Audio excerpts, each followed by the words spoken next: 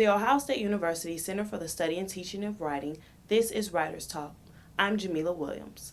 Local poet Douglas Gray will be one of the featured poets at this year's Columbus Arts Festival, scheduled for June 5th, 6th, and 7th in the Discovery District. Gray is currently the director of the Downtown Writers Network, a resource for independent writers right here in Central Ohio. Well, thank you, Doug, for being here. Well, thank you for inviting me. I appreciate it. Okay. And I know that you've been writing for a while, correct? Right, yes. So how is it that you got involved into poetry? Well, when I was an undergraduate at University of Mississippi, I was taking a modern poetry class from a very, very stern professor. And a couple of people in the class asked, of course, there was a research paper involved with the course, and a couple of people asked, could we write poetry instead of writing a paper? And he said, I give 2 grades for poetry, either an A or an F. Wow. And I like that. I like those odds, actually. And Okay. I remember that semester just soaking myself in all sorts of great writers and staying up late smoking unfiltered Camels and staying up for nights on end, filling notebooks full of things. And at the end of the course, I distilled all of that work into about 5 poems. Okay. I gave it to him, and he came back and said, "Well, I guess you get an A." And so that was the start of it.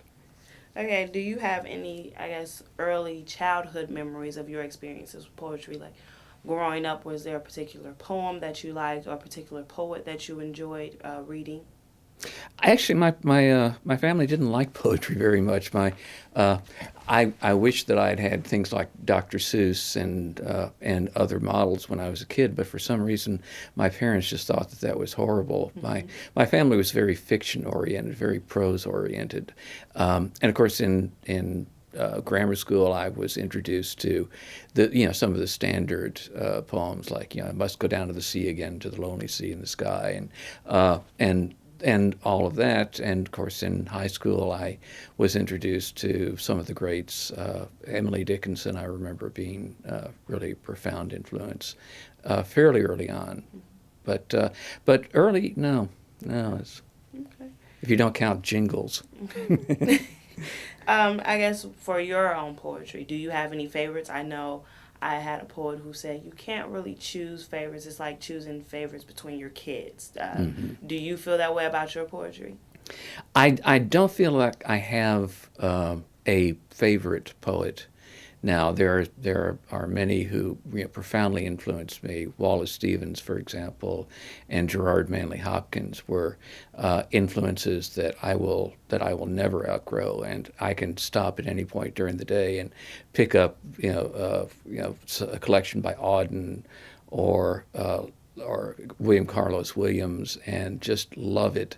But I am finding that there is no end of new poetry to discover. Okay. Okay. And what motivates you to write your poems? Like, is there like some type of dream maybe that you've had, or are they based off real life experiences?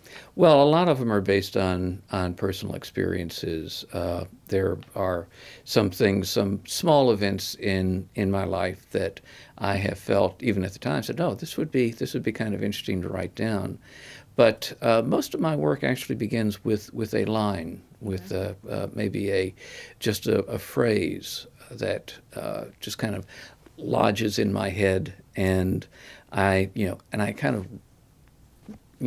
of live with it for a while, and then usually out of that phrase, a poem will emerge. Mm-hmm. Now, a lot of people, they have an idea that poets just, I don't know, randomly come up with things and just like pull ideas out the air and then they have a poem. Do you do any research prior to writing a poem or in the midst of writing a poem? I try not to do any research in the midst of it because I find that really just puts an end to it. I was trying to do a poem a couple of weeks ago, and stopped in the middle of it and said, did I get that line right? Because I was working with somebody else, and I went off on a tangent, and the poem died on the vine as I was doing research. But I feel like I'm constantly doing research in the sense that anything that I read, anything that I encounter, anything that I hear at any point during the day could find its way into the poem. And I've been surprised a number of times that something that I learned back when I was in junior high will suddenly pop up in a poem that I'm writing at the age of 60. So I don't do any research, but the everything is fodder for poetry. Okay. Now, have you ever noticed that there's a significant difference between writing a poem and actually performing that piece? That's a good question. I think that there probably is. The writing obviously is a very, very quiet, introspective act with nobody else around. But during the performance, of course, you do have an audience in front of you. I find that with performance, one of the biggest challenges is that there are a number of small things in the poem that I certainly understand very well, but that I feel that they need to have a little bit of background in it. I have a poem, for example, called Driving Through Clarksdale, and it's about taking a car ride through a small town in the middle of the night.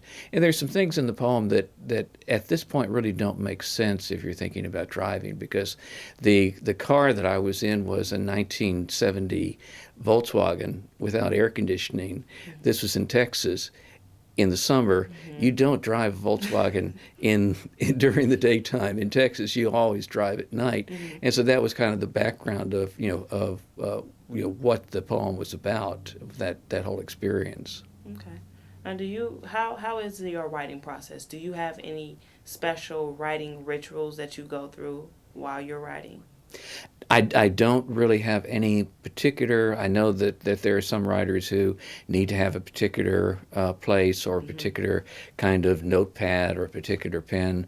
I think I'm lucky in that when I am in the mood to write, I can do it just about under any circumstances, on the bus or in my office or sitting in my backyard or up late with a cup of coffee. It doesn't really matter to me, but I need to have my head clear, and that's the main thing. So I think a little bit of meditation, just about 15 minutes of just centering on my breathing, trying to get very grounded in the moment, which will then get rid of distractions. That helps a lot.